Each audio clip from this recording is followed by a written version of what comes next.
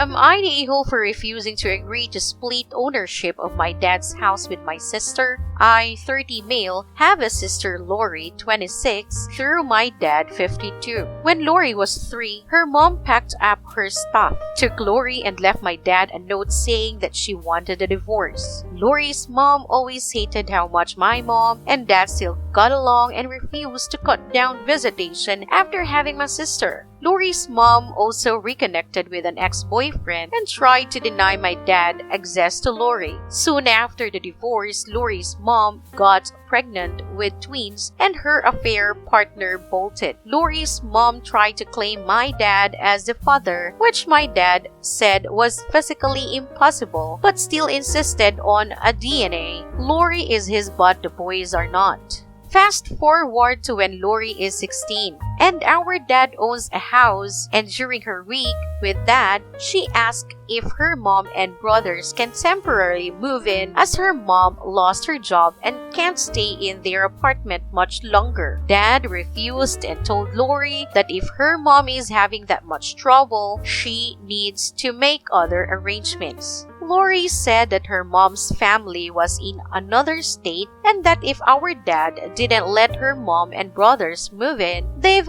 had to go to another state and that she would go with them. Our dad said that Lori was old enough to decide which parent she lived with and that if she would rather live with her mom full-time, he would support it. Lori was upset and said that if he loved her, he would help the people she loves. Dad said that he did love her but would not allow my ex and other kids to live off of him. About a month later, Lori used her key to let her mom and siblings in while Dad was out of town, and when he called the authorities, arrived Lori's mom claimed squatter rights.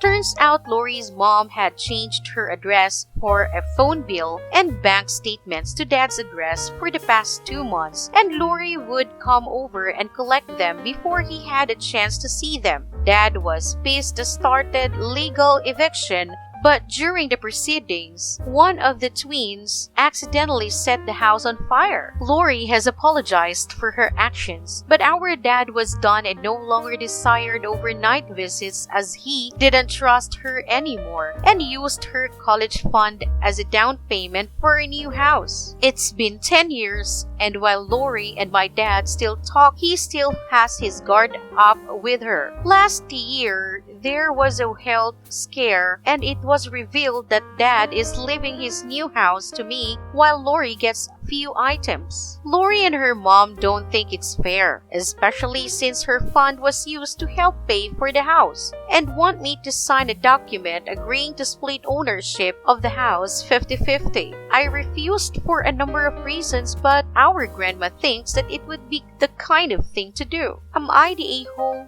Now for the top comments. Not the a-hole. It's your father's property. If he wants to leave it to you solely, that's his choice. Do not sign away rights to half of the house. That's insane. If your grandmother has an issue, she needs to take it up with your father, and so does Lori and her mother. Here's another comment from Red Rooster 433. Lori's actions caused the house he may have split between the two of you to burn down. She literally burned her inheritance. Not the a-hole. You are not to blame for any of the misfortunes visited on her and her mom. Protect yourself and your future. Here's another comment from Paint It Black 37. OP should be very careful that Lori doesn't try to claim squatters' rights like her mom did. Here's another comment from Sally Koenig. He should set up mail forwarding so anything sent to the house in her or her mom's names is sent elsewhere. It also wouldn't hurt to leave a note on the mailbox flap. There's usually a spot for this, saying only OP lives there and not to deliver mail addressed to anyone else. Check it for signs of sabotage frequently. Here's another comment at Dawn's and 502.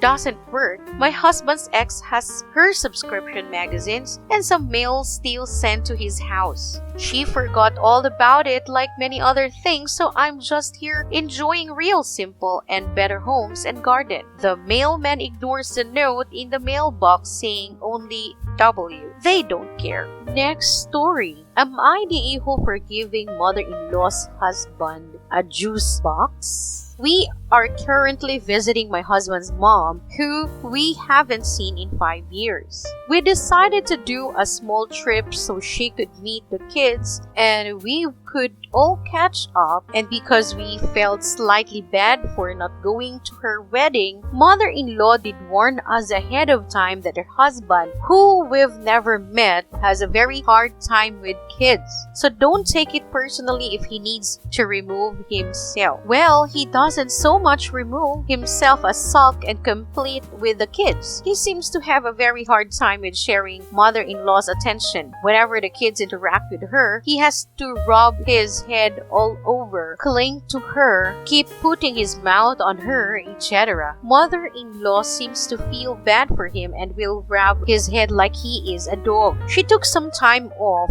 from work to visit us. He has been complaining that he misses her and he's lonely. They work together. Mother-in-law apologized to him and rubbed his stupid head again. The kids were being a little loud the other day and I was trying to get them under control. He was sitting there sulking and mother-in-law asked why he seemed so sad and he said he was lonely. So she had to go cuddle him and kept being like, "Oh, it's alright." I find this really childish and off-putting. Today I was handing out juice boxes to my kids. He was whining to mother-in-law and I think he couldn't hear him. But he was whining about being snowed in with the kids and how he hates having to wear pants. Mother-in-law was just petting his head because I think she legit thinks he is a dog. I went over and handed him a juice box. He looked at me confused and I said, "Well, the adults were having coffee, so I thought the kids might want some juice." The room was really silent and it was uncomfortable. He asked mother-in-law if he had her blessing to go and dump the juice out in my luggage.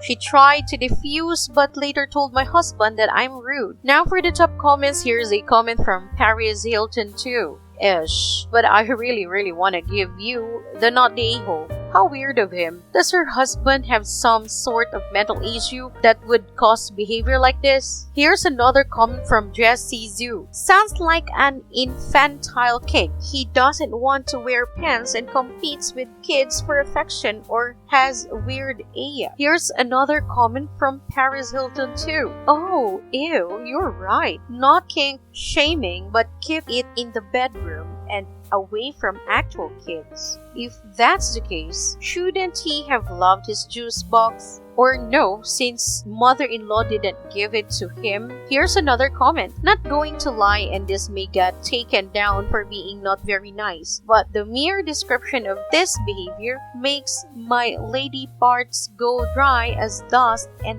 they may never moisten again. Not the a-hole. Here's another comment from Mad Scientist Coder. Ish. OP knows she was an a-hole. Yes, dude is a big baby. Mother-in-law enables that behavior. She most certainly doesn't think he's a dog and OP knows it. The husband is an a-hole for not nipping this thing in but immediately. These kids are just kids. Do they aren't a-holes?